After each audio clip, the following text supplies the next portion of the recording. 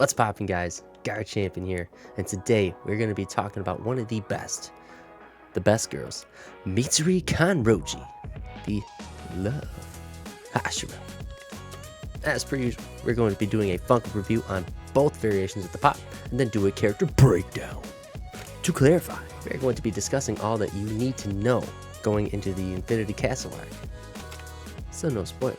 With that said, we're going to be diving right into the Funko review first, but as always, timestamps will be in the description below if you want to jump to a certain part of the video. Not gonna lie, this pop bugs me a little bit. I feel like it's not the best representation of her. The details with her sword, outfit, and facial markings on the pop are well done. Those are the strongest aspects of the pop. What bothers me is the skin to hair color relationship. I had to look at this and then an image of her in the show just to figure out what was so wrong about it. Then it came to me. The hair color is a little too light. I think the green is fine. Even if it isn't the exact color, it isn't as noticeable as the pink. I think the pink should have been a little darker. The fact that the face is enlarged too, being in Funko form, also does not help it, as when you would normally look at her, you're seeing more pink than her normal skin color. I will give them credit though, they did the bangs exactly how they were modeled in the show, but I cannot help but to feel that they look like spider legs. Maybe that's why she's looking scared? One last thing about this monstrosity that her hair is, it looks like her braids are detachable, but maybe they're actually just extensions and never clarified in the show. Her dark secret's out. After this harsh review of this poor lady's hair, I'd rate it a solid 7. Her hair is a big part of her identity, but all the other aspects were done perfectly fine. So let's move on to the Fundom Glow exclusive. Wow. It's funny how you turn the lights off and this pop looks a million times better. The glow is absolutely beautiful on her, and all the previous negativity on her hair in the last pop are eliminated with this one. For the glow itself, only the green parts for hair and eyes glow, but under the black light, this pop is perfection. Now it's time for the Shinobu treatment. Kind of found this out by how I do the glow recordings, that a blacklight variation of MITSURI would have been the best way to display this pop. So make it a blacklight and it's perfect. So that wraps up the review side of things. So what did you think of these two pops? Let me know in the comments below. Now it's time for the character breakdown.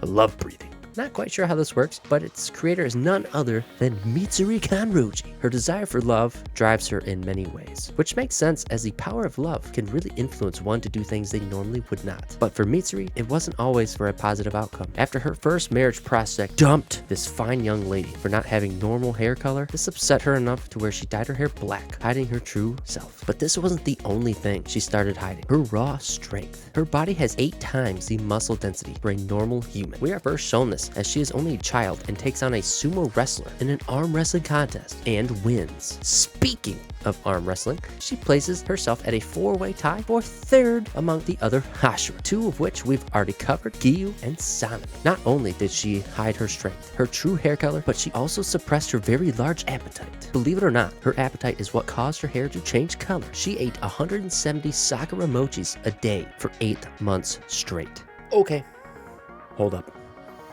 1 mochi is around 90 calories. Times that by a whopping 170. That equates to 15,300 calories a day on just mochi alone. According to the recommended calorie intake for a woman per day, it ranges between 1,600 to 2,400. Even if we take the lowest and highest ranges of these two and times it by her 8 times muscle density, you will see that her daily calorie intake falls within these ranges, therefore proving her muscle density statement. I feel like most have clicked out this video by now from all the math, so if you stayed, please like for all my math teachers I've had growing up. They were proud of me, and they were all wonderful people. Her metabolism is on a completely different level, so hiding her hunger, strength, and her hair color leaves her no room to be her true self, and therefore seeking one thing stronger than love: acceptance. She wants to be who she truly is and not have to hide a damn thing.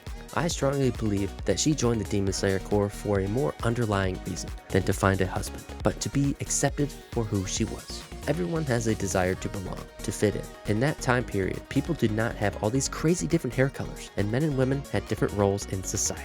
If she was in the modern era, she'd fit in like a glove and be a star. Once in the Demon Slayer Corps, she trained under none other than Kyojuro Rengoku, where he taught her flame breathing. Though this style did not unlock her true potential, she created love breathing instead. Her fighting style is unique as it takes advantage of her incredible flexibility and strength. Her sword is unique as it contains both qualities of a whip and a sword. It requires much skill and flexibility to wield, as most who would use this would hurt themselves in the process. This complicated sword was forged by none other than the Swordsmith Village chief himself. Yeah, I'm not pronouncing it this time either.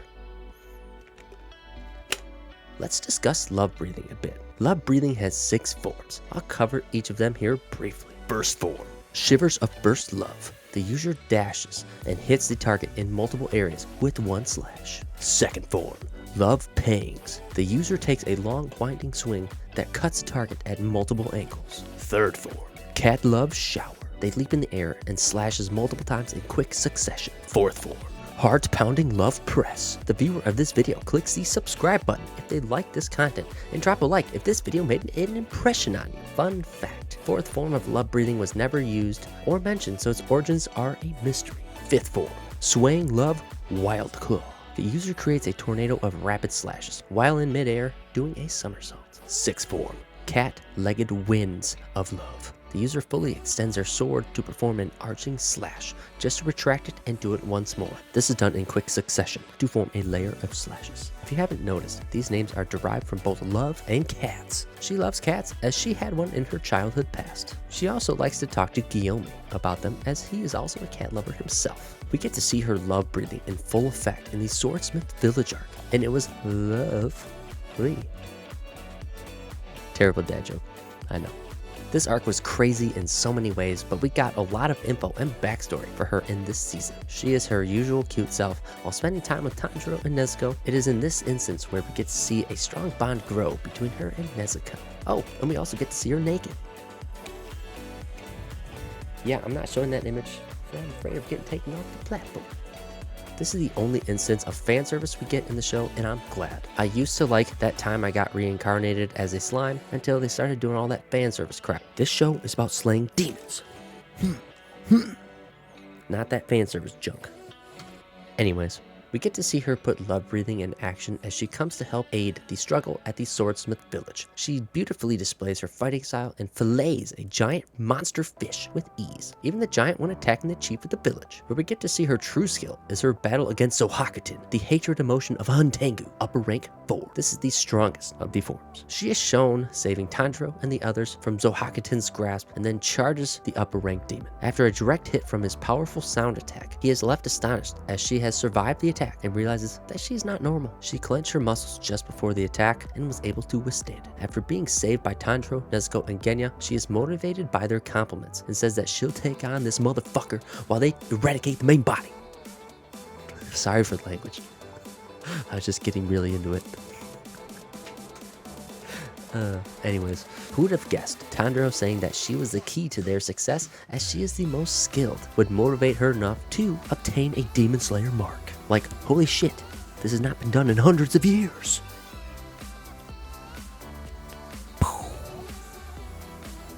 Mind's blown. This mark allows her a big power boost as she is able to become faster and stronger than before. She is able to hold them off until daybreak, but since they were in the woods, it took longer for the sunlight to reach them and she was at her limits. We are shown her saying she can't take it anymore and basically just gives up. Luckily enough, Tanjiro is able to behead the main body just in time, saving her from death. If Huntengu wasn't such a pain in the ass demon with multiple personality disorder, I think it would have been possible for her to conquer him. But things didn't work that way, so if she would have fought him alone, she would have been done for. If she would have been placed different and she had to fight Gyoko alone, I think she could have been able to take him on, but not as easily as Muchiro. Her whip-like sword would have given her distance to hit the body in the pots with more range than Muchiro. The difference maker would have been if she could handle the poison being trapped in the water vase and the barrage of fish attack effects. What do you think would happen? Let me know in the comments below. Or just throw your knife. You know, just do that too. She is a force to be reckoned with, as she is strong enough to hold off an upper-ranked demon for quite a bit of time and develop a Hashira mark.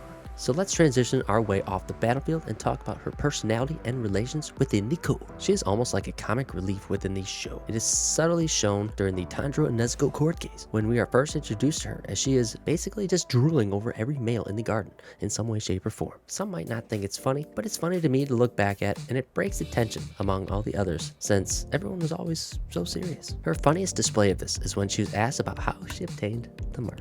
In terms of the other Hashira she's close with, she's basically besties with Shinobu, enjoys talking with Gyome, loves spending time with Obanai, and sees Rengoku as an older brother. After his death, I think she was hit the hardest as she was very close to him. Her wardrobe consists of multiple items from different people. Her socks come from Obanai to help her not feel uncomfortable with her revealing uniform. Her white cloak was given to her by Rengoku. And lastly, she was one of the only people to not oppose the skimpy uniform. Yes, it does help draw eyes to her, but it also functionally works for her breathing style in my opinion. Pants would restrict her movements, which is a big part of her fighting style, so oddly enough, it works for her. Lastly, a few more things that I could not fit smoothly to the script. She likes to harvest honey, which is shown in the Hashira trading art. The dots under her eyes was a trait she picked up from her dad. It wasn't until rewatching the Swordsmith arc that I noticed that. It was discussed in the Obanai video that he shows signs that he has a crush on her. But what does Mitsuri think of Obanai? Here's all we have to go on. In her own words, he is a sweet guy. He writes the nicest letters and always compliments me. Although nothing confirmed, it seems she does think highly of him. And finally, some food for thought. If no one knows the location of the Swordsmith village, how is she able to come back? We are shown Tanjiro being carried by a corpse member and blindfolded. Interesting. Let me know what you think in the comments below. Thanks for watching, and hopefully you enjoyed this breakdown of MITSURI Kanroji, the Love Hashira.